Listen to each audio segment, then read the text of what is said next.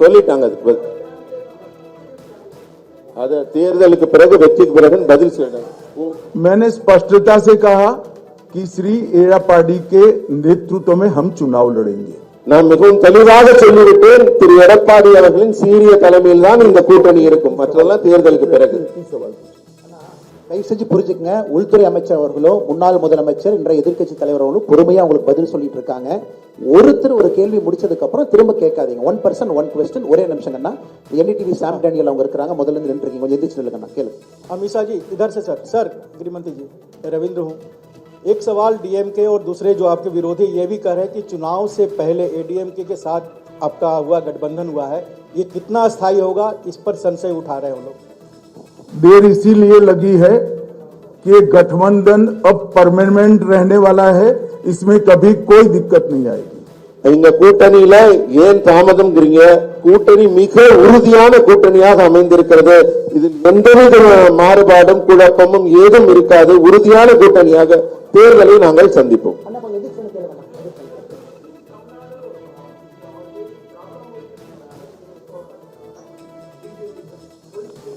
जरा भी नहीं. हम तमिल भाषा, तमिल संस्कृति और तमिल जनता का भारतीय जनता पार्टी गौरव भी करती है और सम्मान भी करती है. தமிழ் மக்களையும் தமிழ் மாநிலத்தையும் தமிழ் மொழியையும் நாங்கள் எங்கள் கௌரவமாக கருதுகிறோமே தவிர என்றுமே தமிழ்நாட்டை பாஜக பிரச்சனைக்குரிய மாநிலமாக கருதியதில்லை. ये नरेंद्र मोदी जी ही थे जिन्होंने महान तमिल परंपरा से सेंगोल को संसद के अंदर प्रस्तापित किया. डीएमके ने कभी मांग नहीं की.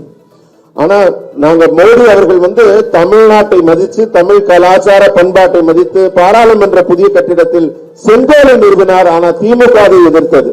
ये मोदी जी ही थे जिन्होंने काशी तमिल संगमम और सौराष्ट्र तमिल संगमम की शुरुआत की.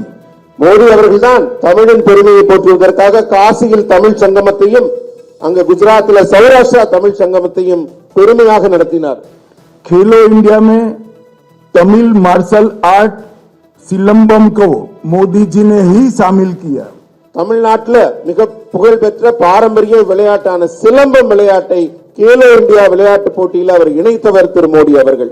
मोदी जी ने ही सेंट्रल शास्त्रीय तमिल संस्थान CICT 25 करोड़ की लागत से इसकी शुरुआत नरेंद्र मोदी जी ने ही की. தமிழ்நாட்டில் தமிழ் மொழியை வளர்ப்பதற்காக இருக்கிற ஒரே நிறுவனம் செம்மொழி தமிழாய்வு நிறுவனம். அது மத்திய அரசின் நிறுவனம்.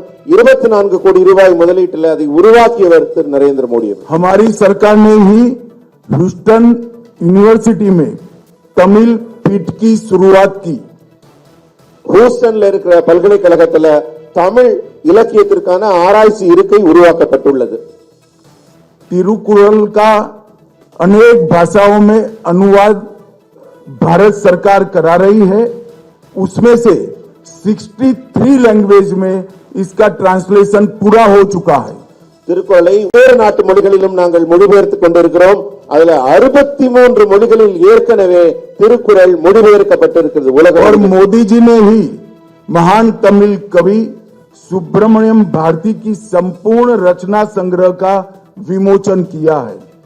நம்ம புகழ்பெற்ற தமிழ் கவிஞர் சுப்பிரமணிய பாரதி அவர்களின் ஒட்டுமொத்த படைப்பும் அவருடைய அத்தனை படைப்பையும் புத்தகங்களாக நூல்களாக வெளியிட்டிருப்பவர் திரு மோடி அவர்கள். IAS और IPS की ऑल इंडिया सर्विस की एग्जाम तमिलनाडु के युवा नरेंद्र मोदी जी के प्रधानमंत्री बनने के बाद ही तमिल लैंग्वेज में ये एग्जाम दे सकते हैं. डीएमके की सरकार जब भी थी केंद्र में उन्होंने इसकी शुरुआत नहीं करी. இன்றைக்கு பொது தேர்வுகள் எழுதுகிறாங்க. IAS IPS போன்ற தேர்வுகள் எல்லாம் இன்றைக்கு தமிழ் இளைஞர்கள் தமிழில் எழுத முடிகிறது. ஆனா மத்தியில் திமுக ஆட்சியில் இருந்த போது இந்த தமிழில் எழுதக்கூடிய இந்த நிலை கிடைக்கவில்லை, இருக்கவில்லை. मोदी जी ने ही CAPF के पेपर्स तमिल भाषा में उपलब्ध कराने का काम किया. इसके पहले सिर्फ अंग्रेजी और हिंदी में ही पेपर्स दिए जाते थे. மத்திய ஆயுத காவல் படைக்கான தேர்வுகளிலும் இதே நிலைதான் இருக்கிறது. இப்ப தமிழ்லையும் இந்திய மொழிகள் பல மொழிகளில் எழுத முடியுது.